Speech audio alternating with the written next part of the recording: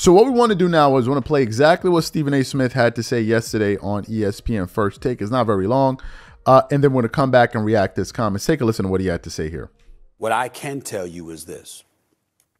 Numerous coaches, black coaches, called me expressing how they took issue with that podcast taking place.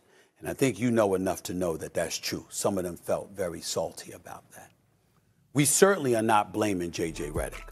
You got your podcast. Maverick Carter approaches you about doing this idea. Who the hell would? I jump at the opportunity. Wait, can I pause you on that? They were salty because he chose to do a podcast with a white guy, or because it hurt Darvin Ham? Because it hurt Darvin Ham. Okay. Because it hurt Darvin Ham.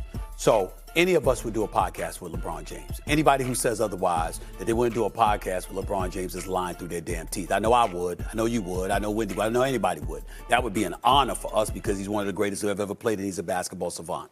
So we're not faulting JJ in any way for doing the podcast or for the content on the podcast with LeBron James. But at some point in time, we do have to do this, Jay.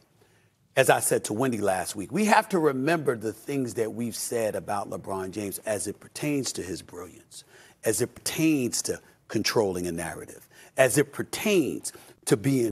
So you heard what Stephen A. Smith had to say there about what some black head coaches had to say about this podcast.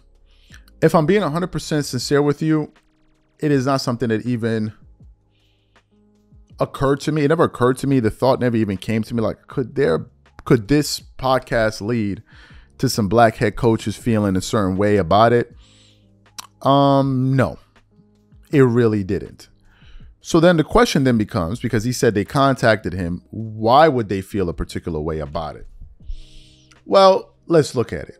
What would be a particular reason, a possible reason for black head coaches to be upset with LeBron James over him doing the podcast with J.J. Redick? Maybe they felt that, okay, prior to you having the show with J.J. Redick, you had a new head coach in Darvin Ham, who was a rookie, started off his career with you. He had only been with the organization for 2 years.